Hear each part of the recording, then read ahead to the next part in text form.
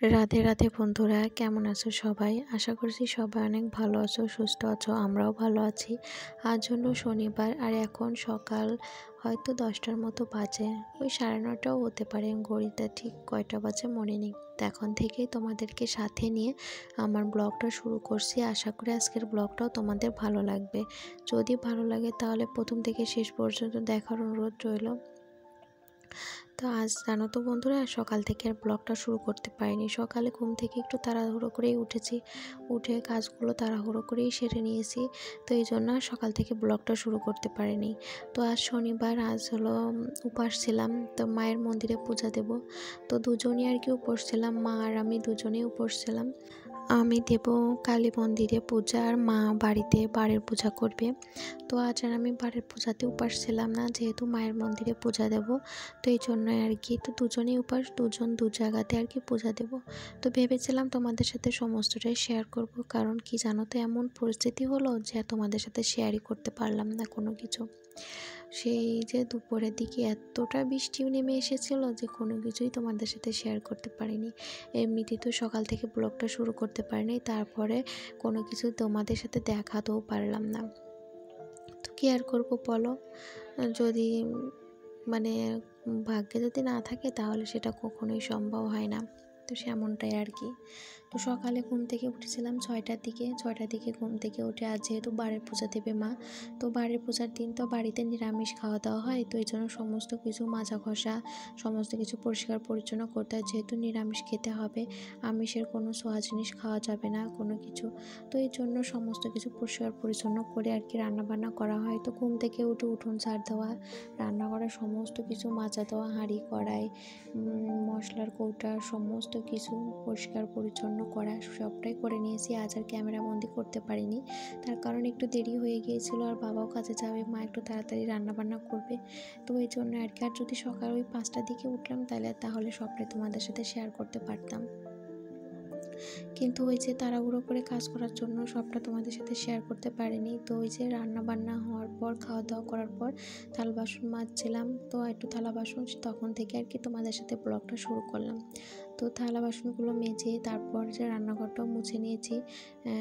তারপর আর জানো তো, আজ যে সকাল থেকে আর বৃষ্টি হয়নি, সকাল থেকে বেশ ভালোই রোদ্দুর উঠেছিল। বেশ ভালো বলতে ওই যে রোদ্দুর উঠছে বুঝছে, তো এমনটা করে উঠছিল, তবে রোদ্দুরে একটু তাপ ছিল ভালোই আর কি। আর হালকা পাতলা একটু গরমও বেশ ভালোই পড়ছে, কিন্তু দুপুরে বৃষ্টির পর থেকে জানো তো গরমটা কমে গিয়েছিল। তো এই যে এখন তুলসী আসনটাও মুছলাম, যেহেতু বাড়ির পূজা করবে মা, এখানেই পূজা করা হবে। আর প্রতিদিন এমনিতেও প্রতিদিনই তুলসী আসন মোছা হয় আর কি। এই যে তুলসী গাছের এখানে ফুল তোলা, পূজা, থালা বাসন ধোয়া, তুলসী আসন মশা, প্রতিদিন কিন্তু এই কাজগুলো আমিই করি। ওই যে মাঝে মধ্যে বৃহস্পতিবার করে মাঝে মধ্যে আর কি মা এই কাজটা করে, তবে বৃহস্পতিবার ছাড়া কিন্তু বেশিরভাগ দিনগুলোতে আমিই করি। তুলসী আসন তো মুছে নিয়েছি। এখন এই যে জামা কাপড় এখন মেলে দিচ্ছি, এগুলো কিন্তু আজকে ধোয়া জামা কাপড় না, এগুলা 2-3 দিন আগে ধোয়া জামা কাপড়। ওই যে যেদিন আর কি প্রচুর পরিমাণে বৃষ্টি নামে তার আগের দিন আর কি এই জামা কাপড়গুলো ধুয়ে দিয়েছিলাম। আজ 3 দিনেও জানো তো এগুলো শুকায়নি, মানে 2-1টা ভেজাই ছিল, আর সমস্তটাই শুকিয়ে গিয়েছিল। তারপরও আর কি আর একবার করে রোদ খাইয়ে নিলাম আর কি। আর যে রোদে না দিলে ওই যে কেমন একটা স্যাঁতসেঁতে গন্ধ ভাব, মানে কেমন একটা ঠান্ডা ঠান্ডা ভাব, একটুও ভালো লাগে না। তো সমস্ত জামা কাপড় আবার রোদে দিয়ে, মানে ওই 4-5 মিনিট মতো রোদ খাইয়ে তারপর আর কি তুলে নিয়েছিলাম। একটু মেঘও করেছিল, তখন আর কি তুলে নিয়েছিলাম। তো তারপর আবার অনেকটা টাইম পরে তোমাদের সাথে দেখা হচ্ছে। এর মাঝখানে অনেক কিছু হয়েছে, ঘর দোর পরিষ্কার পরিচ্ছন্ন করা, তারপর বড় ঘর পরিষ্কার পরিচ্ছন্ন করা, ঝাড় দেওয়া, মোছা কমপ্লিট করে চান করে মন্দিরে পূজাও দিয়ে নিয়েছি। তো মায়ের মন্দিরে যখন আর কি পূজা দিতে চাই তখন আর কি এতটা পরিমাণে মেঘ করে, কি আর বলবো। সেই তাড়াহুড়ো করে মায়ের মন্দিরে পূজা দিয়ে আসছি। তো এখান থেকে পূজা দিয়ে বাড়িতে এসে যে মা বাড়ির পূজা করছিল, ওইখানে যে বাড়ির পূজার পাঁচালি, তো সেটা আর কি আমিই পড়ি।